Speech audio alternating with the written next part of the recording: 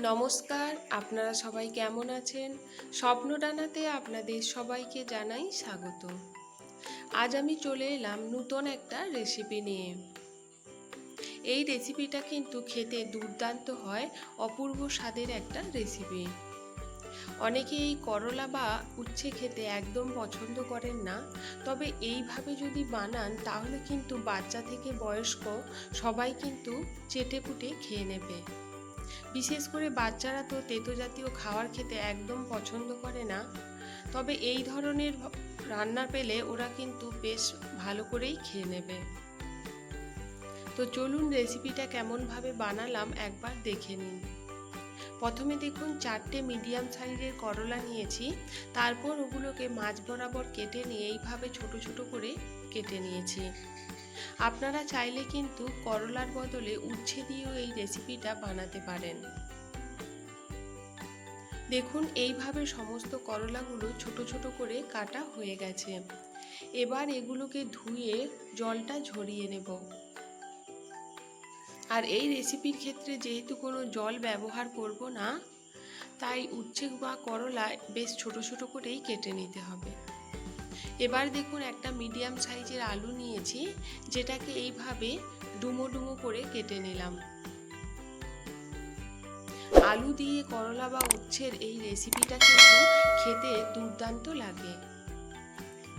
এবার নিয়েছি একটা ছোট পেঁয়াজ, যেটাকে বড় বড় করে কেটে নিলাম।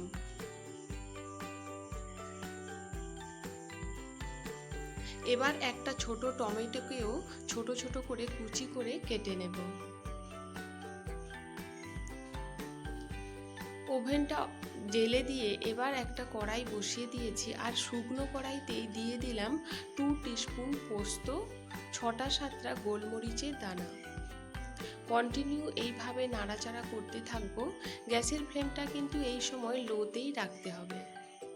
দেখুন পোস্তর কালারটা কিন্তু বেশ চেঞ্জ হয়ে গেছে। এবার এটাকে নামিয়ে ঠান্ডা করে নেব এবং গুঁড়ো করে নেব। এবার ওই কড়াইতেই দিয়ে দিলাম 2 টেবিল স্পুন মতো সর্ষের তেল। আপনারা চাইলে এই রান্নাটা কিন্তু সাদা তেলেও করতে পারেন। এবার ওই তেলের উপরে একটা শুকনো লঙ্কাকে হাফ করে কেটে ফোড়ন দিয়ে দিলাম, আর দিলাম 1 টিস্পুন কালো সর্ষে। আর কালো সর্ষে তেলের উপরে দেওয়ার পরে ঢাকনা দিয়ে ঢেকে দিলাম, কারণ এগুলো না হলে এদিক ওদিক ছিটকে যাবে। এবার দিচ্ছি ওই কুচিয়ে রাখা আলুগুলো, সাথে সাথেই দিয়ে দেব ওই ছোট ছোট করে কেটে জল ঝরিয়ে রাখা করলাগুলো। এইভাবে অবশ্যই একবার করলা বা উচ্ছেকে আলু দিয়ে রান্না করে দেখবেন, খেতে কিন্তু অপূর্ব লাগে। এটাকে প্রায় 2-3 মিনিট ধরে একটু নাড়াচাড়া করে নেওয়ার পর একটা ঢাকনা দিয়ে ঢেকে দেব। আর এইভাবে ঢাকনা দিয়ে ঢেকে দিলে করলা বা উচ্ছে থেকে জল বেরিয়ে যাবে, আর এই জলেই কিন্তু আলু আর করলাটা সেদ্ধ হয়ে যাবে। দেখুন তারপর এইভাবে ঢাকা চাপা দিয়ে একটু জলটা শুকিয়ে নিলাম। এবার দিয়ে দিচ্ছি ওই কুচিয়ে রাখা পেঁয়াজটা একটু ভাজা ভাজা করে নিচ্ছি, যাতে করে পেঁয়াজের কাঁচা গন্ধটা চলে যায়। দেখুন এইভাবে মিডিয়াম ফ্লেমে রেখে কন্টিনিউ একটু নাড়াচাড়া করে নিলাম। তারপর দিয়ে দিচ্ছি স্বাদ মতো লবণ আর হাফ টিস্পুন মতো হলুদের গুঁড়ো। এতে কালারটা কিন্তু বেশ সুন্দর হবে। আবারও একটু নাড়াচাড়া করে নিচ্ছি। ভিডিওটি ভালো লাগলে একটি লাইক, কমেন্ট, শেয়ার করবেন। আর যে সমস্ত বন্ধুরা নতুন আছেন প্লিজ চ্যানেলটি সাবস্ক্রাইব করবেন। এবার টমেটো দিয়ে আবারও কিছুক্ষণ নাড়াচাড়া করে নিলাম। তারপর দিয়ে দিচ্ছি হাফ টিস্পুন লাল লঙ্কার গুঁড়ো, হাফ টিস্পুন জিরে গুঁড়ো, হাফ টিস্পুন ধনে গুঁড়ো, আর দিলাম খুব সামান্য পরিমাণে প্রায় 1 টিস্পুনের মতো জল।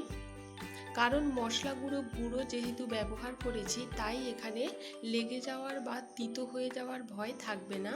সামান্য জল দিয়ে এইভাবে একটু মশলাটাকে করলা আলুর সাথে কষিয়ে নিলাম। আর কষিয়ে নিয়ে এই ভাজা ভাজা হয়ে গেলেই কিন্তু এই রেসিপিটা রেডি।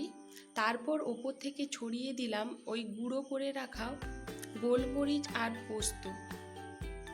তারপর এইভাবে নাড়াচাড়া করে একটু ভালো করে মিশিয়ে